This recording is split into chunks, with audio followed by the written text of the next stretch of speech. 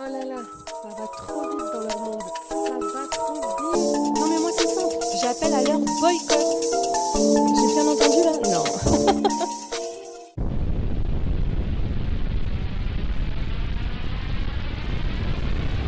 Bonjour, bienvenue sur Best of TV. Bon, d'habitude je fais alors comment ça va? Moi ça va. C'est un petit peu déplacé. J'espère que vous allez tous bien. Je viens vous faire écouter Magali Berda. Je vous avais annoncé qu'elle avait perdu sa belle-sœur, à savoir la sœur de son compagnon Stéphane Teboul. Je réitère mes condoléances. Je vous avais expliqué ce qui s'était passé et que c'était un voisin qui a été arrêté, il est présumé coupable. Je viens de comprendre en écoutant la story de Magali Berda qu'apparemment j'avais des informations qu'elle n'avait pas. Je vais vous laisser l'écouter, vous allez mieux comprendre. Je fais partie de ceux qui n'ont absolument pas fait de raccourcis rapides en disant ah tiens il y a ça qui a été trouvé sur les lieux et telle chose avait été faite dans le passé d'un tel, donc peut-être que ça a à voir avec ceci cela. Non, moi je me suis abstenue et je vous ai donné des sources, des informations qui venaient de sources policières et de sources journalistiques. Apparemment Magali Berda a appris des choses sur en fait, la police ne la tenait pas au courant, ni la famille. Et vous allez voir, je vais vous laisser l'écouter, ce sera plus pratique pour vous de tout comprendre. Voilà, je vous invite à donner votre avis, toujours dans le respect, en commentaire. Et au revoir, bonne soirée à vous. Et bon courage à elle, je réitère encore une fois mes sincères condoléances à elle, Stéphane Teboul, et à toute leur famille. C'est tout pour moi, c'était Best of TV. Vous allez bien. Je reprends mes réseaux sociaux aujourd'hui. Ça fait 10 jours que je les avais arrêtés, effectivement. Comme vous avez pu le voir, on a eu une horreur, un cauchemar. Je pense qu'il n'y a pas de mots. En fait, il n'y a pas de mots pour décrire ce qu'on a vécu ces 10 derniers jours. Donc j'ai préféré m'isoler et ne pas parler parce que déjà on n'était pas en état, que par respect aussi pour ma belle-sœur, j'avais rien à dire, tout simplement. J'ai lu des choses, j'ai vu des choses, j'ai entendu des choses, j'ai vécu des choses horribles, mais vraiment horribles. Je pense que ce qui s'est passé, c'est une leçon de vie. C'est comme ça qu'on essaie de le voir. C'est une leçon de vie. Expliquer pourquoi on voit ça comme une leçon de vie. On essaye du moins parce que pour tenir debout avec ce qui vient de se passer, eh bien, il faut essayer de réfléchir et essayer d'avancer. J'ai vu des choses de dingue. Et aujourd'hui, si je fais cette story, c'est parce que déjà, je me sentais pas capable de revenir sur les réseaux sociaux comme si de rien n'était. Vraiment pas. Et parce que j'ai envie de rétablir aussi certaines vérités. On en a parlé en famille. Et il y a des choses qui ne peuvent pas se passer. Il y a des choses qui ne peuvent pas être dites. Il y a des choses qui ne peuvent pas être laissées comme ça. C'est pas normal. On a vécu au cœur quelque chose qu'on ne peut pas penser vivre un jour dans sa vie. Et on se dit que ça n'arrive qu'aux autres. Que ça ne nous arrivera jamais. Que c'est que dans les films qu'on voit ça. Donc on n'est pas prêt. Personne n'est prêt pour vivre un truc pareil. Et on découvre l'humain. On découvre l'humain. On découvre aussi des procédures. On découvre comment on doit gérer face à une situation comme ça. Comment on est traité. Comment sont gérées les familles des victimes de meurtres. Vraiment. C'est une horreur. C'est une horreur. J'ai la chance aujourd'hui d'avoir des réseaux sociaux qui sont relativement forts. Et mes réseaux sociaux, aujourd'hui, je vais m'en servir vraiment au nom de toute ma famille pour crier, en fait. Pour crier, parce que c'est trop grave. C'est trop grave parce que ma belle-sœur, comme vous le savez, puisque ça a été mis partout, a été assassinée sauvagement avec son conjoint. Sauvagement. Et ma belle-sœur avait 3 filles. Elle était en pleine fleur de l'âge. Elle s'occupait de ses parents. C'était le pilier de cette maison où elle vivait avec ses parents et ses filles. Donc c'est un drame pour elle, c'est un drame pour ses filles, c'est un drame pour ses parents, c'est un drame pour ses frères, ses cousins, ses cousines, nous, sa famille, parce qu'on ne comprend pas, parce qu'il n'y a pas d'explication. Et quand on l'a su, déjà, ça a été un choc. Les conditions de son meurtre ont été un enfer, un véritable enfer. Ces filles, je pense, qui sont extrêmement courageuses, mais vraiment courageuses, ont vécu quelque chose de terrible. Le lendemain, c'est parti partout dans la presse. 24 heures après, mon nom a été cité partout. Son image a été salie, sa mémoire a été salie. Parce que la première chose que je voudrais rétablir déjà, c'est sur tous les articles qui ont été faits, ils ont parlé de drogue, ils ont parlé de mariage blanc. Mais tout est faux. Tout est faux. Il s'avère que le présumé, je vais dire présumé parce que c'est la loi, mais on s'est compris, a été incarcéré. Et c'était son voisin. On n'a pas encore les raisons, mais c'était son voisin. C'était pas des règlements de compte, c'était pas des drogues, c'était pas des trucs comme ça. Ma belle-sœur, c'était une maman qui vivait avec ses filles, qui travaillait pour ses filles et ses parents, qui n'avait aucun problème avec de la drogue, qui n'a jamais pris de drogue et qui n'avait pas de réseau, de trucs de blanc, je sais pas quoi. C'est n'importe quoi. Vu que tout le monde s'est empressé de parler de choses comme ça parce que c'est plus vendeur, parce que ça fait plus cliquer, parce que tout le monde m'a appelé en me disant « mais ta belle-sœur, elle faisait ça, elle avait des problèmes ».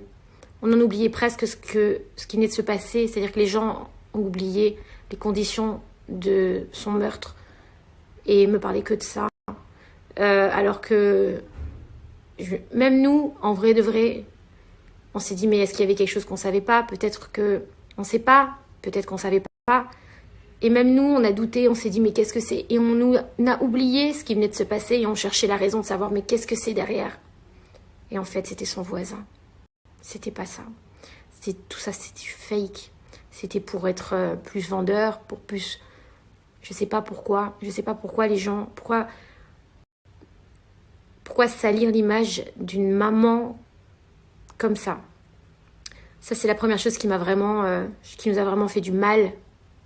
C'est important pour nous de le dire parce que pour sa mémoire et pour ses filles qui sont là et ses parents qui ont lu tout ça, c'est important de rétablir la vérité. C'était faux, voilà. Ensuite, ça va être un peu long, mais c'est important pour nous. Pour, en fait, tous les jours de la semaine, on attendait des nouvelles informations. On a demandé, on nous a dit on peut pas vous dire parce que c'est une enquête de flagrance. Ça s'appelle comme ça. J'ai appris plein de mots. Et ça, on peut pas vous dire. Je comprends. Je le comprends. Mais alors pourquoi la presse était au courant ? Pourquoi la presse était au courant qu'il y avait quelqu'un qui avait été arrêté pour son meurtre et que nous, on n'était pas au courant ? Pourquoi alors dans ces cas-là, on nous dit on n'a pas le droit de vous le dire pour pas pourrir l'enquête, ce qui est normal ? Mais pourquoi la presse est au courant ? Et pourquoi nous, on la prend dans la presse ? Et en fait, c'est vrai. Comment ça se fait que la presse est au courant d'un certain nombre de coups de couteau, de détails, d'objets contendants, de l'arrestation du voisin, de tout un tas de choses qui s'avèrent du coup être vraies après. Donc ces informations-là, elles sont bien sorties de quelque part. Et nous, on nous disait, bah non, on ne peut pas vous parler. On ne peut pas vous dire. Donc en fait, on lisait les journaux et on apprenait les détails dans les journaux. Est-ce que vous vous rendez compte dans la tête des parents, des enfants, de la famille, ce qui se passe ? Est-ce que vous pouvez vous imaginer une seule seconde perdre votre frère, votre sœur ou votre mère, ne pas savoir ce qui s'est passé et apprendre dans un journal comment elle est morte, qui l'a tuée, qui a été arrêté. Et quand vous allez au commissariat et que vous demandez ce qui s'est passé, on vous dit on n'a pas le droit de vous le dire. On n'a le droit de vous donner aucun élément. Pas de problème. Mais alors pourquoi la presse est au courant ? Comment elle est au courant? Comment ça a fuité? Je comprends pas. C'est révoltant parce que déjà qu'on est en train de bouillir, nous, que c'est un enfer, mais un véritable enfer. D'ailleurs, ma nièce qui a retrouvé sa maman, je sais pas de psy, pas de détente comme ça. À 1h du matin, tu peux rentrer. Après avoir été interrogée. Quand elle a trouvé sa maman, elle n'a même pas pu aller se reposer ou essayer de direct été emmenée au commissariat pour poser. C'est normal, c'est pas grave. Ils ont fait un travail remarquable. La police de Marseille a fait un travail remarquable. Il y a des fuites. Je sais pas d'où ça vient. Je pense pas que ça vienne de la police parce que les gens que j'ai rencontrés là-bas étaient tellement gentils, tellement bienveillants. Je sais pas d'où ça vient. Si c'est peut-être au-dessus, je ne sais pas. Je veux pas accuser personne, mais je comprends pas le système. Et j'ai le droit de le dire. On comprend pas le système. On a le droit de le dire. Voilà. Mais tout ce que je peux dire aussi, c'est que je remercie la police parce qu'ils ont fait un travail formidable. Ils ont réussi à arrêter le raid. Les enquêteurs ont réussi à arrêter. En très peu de temps, on va pas se mentir, mais moi, ce qui me désole, c'est que pourquoi il n'y a pas eu de démenti dans la presse? Tout le monde a parlé pour rien. Tout le monde a sali l'image et l'honneur de ma belle-sœur pour rien. C'était son voisin. Pourquoi il n'y a pas eu un démenti en disant non, c'était pas une histoire de drogue, c'était faux, c'était pas une histoire de mariage blanc, de trucs comme ça. Même nous, on a eu peur. Parce que les 2 premiers jours, quand on a vu ça tourner partout, on s'est dit peut-être il y a des choses qu'on n'est pas au courant. Ils ont mis mon nom partout placardé. Donc je me suis dit, mais ça se trouve, moi, il y a des gens qui vont me tomber dessus. Alors je sais même pas de quoi on me parle. Et j'ai eu peur, je vous le dis. Ça fait flipper. Parce qu'on se retrouve au milieu d'une histoire où on se dit, mais qu'est-ce qui se passe? C'est un film, c'est un cauchemar, on va se réveiller, c'est pas ça. Il y a pas eu personne ne s'est mouillé pour faire un démenti. Alors ils ont arrêté le voisin. Bon, maintenant on peut pas dire tant qu'il n'est pas jugé, on doit dire présumé innocent. Donc je vais dire présumé innocent. Même si j'ai envie de l'insulter, de lui dire gros bâtard. Et encore c'est un mot très gentil. En tout cas, dans ce genre de situation, l'être humain se révèle et l'être humain ressort en fait. Il y a des gens qui sont ressortis et qu'on n'oubliera jamais ce qu'ils ont pu faire pour nous. Jamais, jamais, jamais. Et il y en a d'autres, on n'oubliera jamais non plus. De la folie et de la barbarie humaine. Et c'est tout ce qu'il y a à retenir des conditions de son décès. Et ça aurait pu arriver à n'importe qui. Et encore une fois, vraiment, pour terminer, faites attention à vos proches. Ne vous disputez pas pour rien. Ma belle-mère, elle était angoissée. Bref, tout ça pour vous dire que ma belle-sœur s'est faite assassiner gratuitement. Et que malheureusement, elle laisse aujourd'hui 3 jeunes filles. 3 filles. Et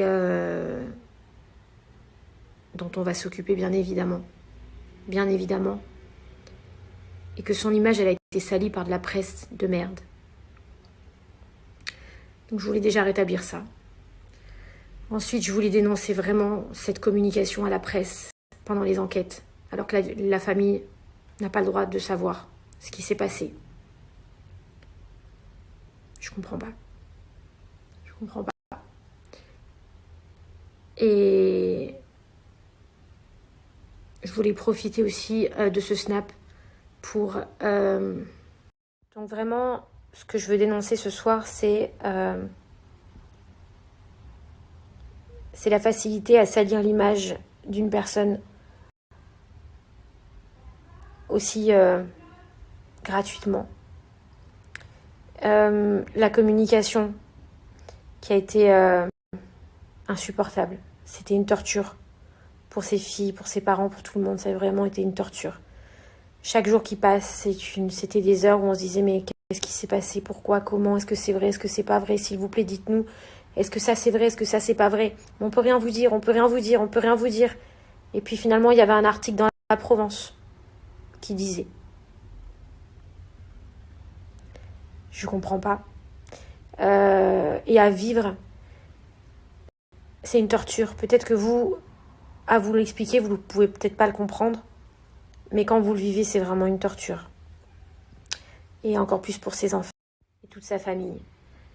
La leçon de vie de tout ça, Et c'est là où j'en reviens à la leçon de vie, ce que je disais au début. C'est qu'on réalise finalement qu'on n'est rien. C'est qu'on réalise que la vie, elle peut basculer en 2 secondes, qu'on ne peut pas prévoir ce qui peut se passer. Hier, quand j'ai parlé avec mes nièces et que je leur ai dit « Qu'est-ce que vous voulez qu'on dise ?» Elles m'ont dit « Il faut dire aux gens qui profitent de leur maman. » Voilà la réponse de mes nièces. C'était vraiment de vous dire, de profiter de votre maman. Parce qu'on ne sait pas de quoi la vie est faite. Ne manquez pas de respect à vos parents, parce qu'on peut s'en vouloir. Profitez des vôtres. Ma vie à moi, elle est superficielle. Je m'en suis rendu compte. Là, avec Stéphane, on s'en est rendu compte. On a beaucoup souffert cette semaine parce qu'on s'est dit... On est tellement entourés toute l'année. Et on s'est retrouvés tellement seuls. En fait, on s'est retrouvés avec nos amis. Mais... tout ça, il faut en tirer des leçons. Et vraiment, pour toutes les familles des victimes qui ont vécu ce genre de choses, c'est inacceptable de vivre dans ce doute, dans cette souffrance, de ne pas savoir et d'apprendre des choses par l'intermédiaire de la Provence. Je dis la Provence parce que tout partait de là. Le journaliste de la Provence était très bien informé. En tout cas, il fait très bien son boulot. Et c'est pas lui que, en fait, on n'en veut même pas à la presse, en vrai. C'est juste qu'on aurait aimé peut-être avoir les informations avant qu'elles sortent dans la presse, pour pas être choqué, pour pas savoir si c'était vrai ou faux. À partir du moment où on parle à la presse, je pense que les familles des victimes peuvent être au courant. Voilà, c'est tout. Mais dans notre tête, on était seuls. Donc bien sûr qu'il y a eu des gens pour nous, heureusement, et je les remercie parce qu'on a eu beaucoup de gens, beaucoup de messages, beaucoup de soutien. Donc merci à tous ceux qui nous ont soutenus, parce que vraiment, ça a été du réconfort. Mais dans notre tête, on était quand même seuls. C'était pas évident, et puis on s'est dit que quelque part, aujourd'hui, on a fait beaucoup de sacrifices, on a laissé de côté pas mal de choses, pas mal de notre famille. C'est un choix qu'on a fait, mais peut-être c'était pas forcément le bon choix. Et que le travail doit pas prendre le dessus sur la famille. Et quand vous vivez un truc comme ça, vous vous dites, on a peut-être loupé des choses. Et après, vous culpabilisez. Et c'est très difficile.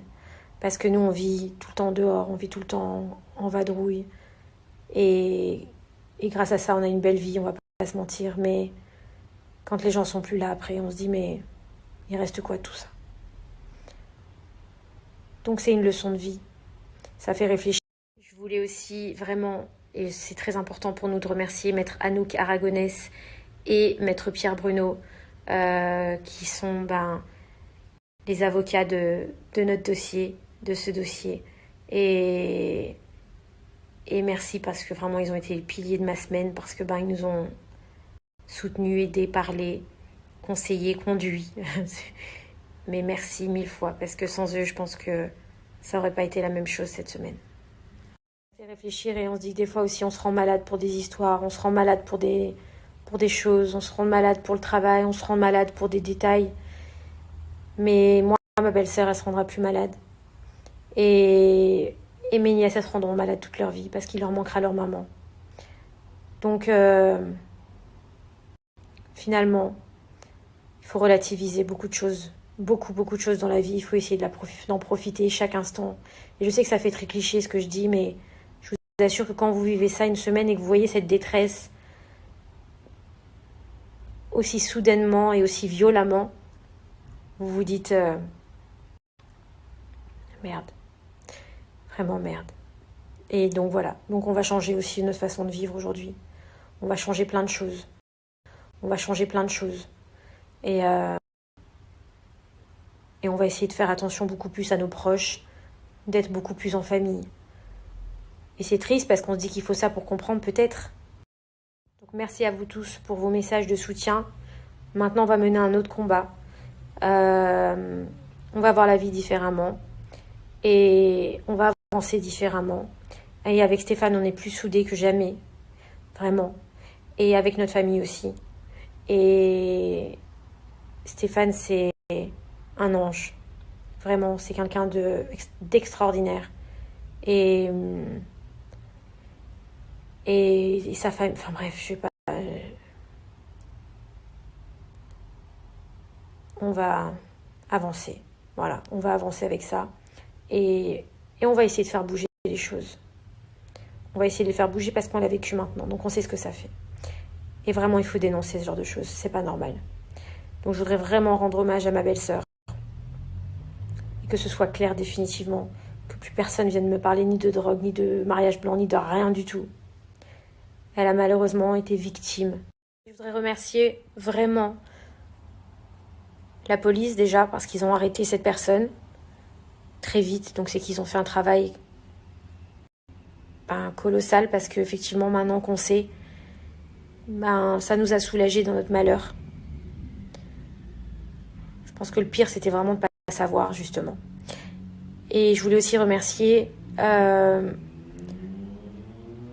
consistoire israélite de Marseille qui nous ont aidés à tout organiser et à gérer la situation. Le grand rabbin de Marseille qui a été extraordinaire et qui a su trouver les mots lors de l'enterrement de ma belle-sœur pour essayer d'apporter un tout petit peu de réconfort. Mais en soi, c'était impossible d'apporter du réconfort. Il a été extraordinaire, vraiment. À nos amis qui se sont déplacés, qui sont venus nous voir, qui nous ont appelés tous les jours, même de l'étranger, certains qui nous ont appelés, qui nous ont fait des messages chaque jour. J'ai quand même la chance d'avoir des gens autour de moi qui nous aiment vraiment, qui nous l'ont prouvé. Et c'est dans ces moments-là qu'on se rend compte que les gens vous aiment vraiment pour ce que vous êtes, ou si vous aiment que pour ce que vous pouvez apporter. Et on a quand même des gens qui nous aiment. Donc merci à eux, je ne vais pas les citer parce que j'ai pas envie de faire des polémiques et vraiment c'est pas le moment. Et puis ceux qui ont été absents et qui ont été inexistants, eh bien j'ai juste envie de leur dire qu'ils peuvent effacer notre numéro de téléphone et qu'on n'a pas besoin d'eux. Voilà. Et on a eu des bonnes surprises. On a eu des mauvaises surprises. On a vraiment eu des mauvaises surprises, mais maintenant on sait. Et grâce à ça, au moins on sait. Voilà. Donc je vais reprendre mes réseaux sociaux maintenant. Je vais avancer différemment. On va avancer parce qu'on est ensemble. Donc on va avancer. Et on va continuer. Oh là là, ça va trop vite dans leur monde. Ça va trop vite. Non mais moi c'est simple, j'appelle à leur boycott. J'ai bien entendu là? Non.